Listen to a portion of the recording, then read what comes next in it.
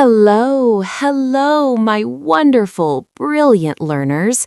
And hello to you, David. My heart is just bursting with joy because today we are going to unlock one of the most beautiful secrets of the English language. Oh, Emily, I can feel the energy. I have been waiting for this moment. Today, we are finally tackling the big question. How do we choose between will and going to?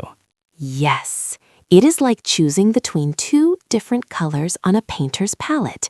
They both paint the future, but they paint it with such different emotions. That is a stunning way to put it. I often find myself frozen, wondering, should I say I will go or I am going to go? It feels like a mountain I need to climb.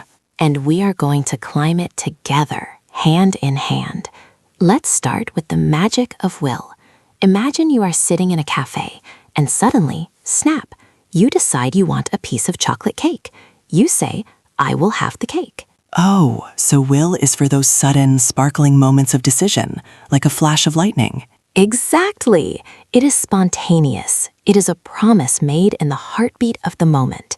If your friend drops their books, you don't plan it. You just say, don't worry, I will help you. Incredibly impressed. I love that. It feels so heroic. I will help you. It's a brave word, isn't it? Softly and earnestly. It really is. Now, David, contrast that with going to.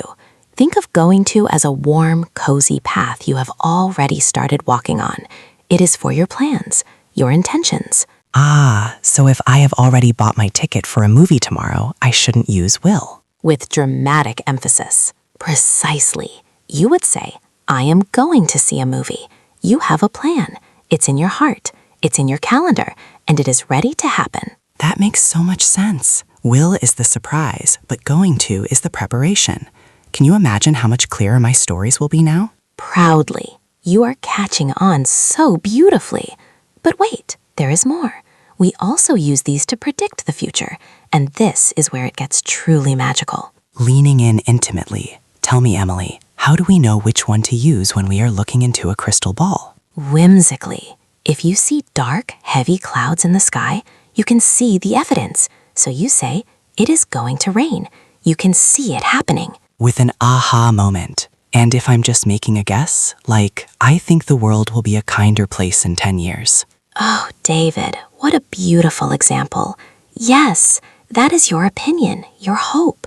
For those deep personal beliefs about the future, we use will. With deep sincerity. This is not just grammar, Emily. This is about how we express our dreams and certainties. It feels so much more alive now. Warmly. It is alive.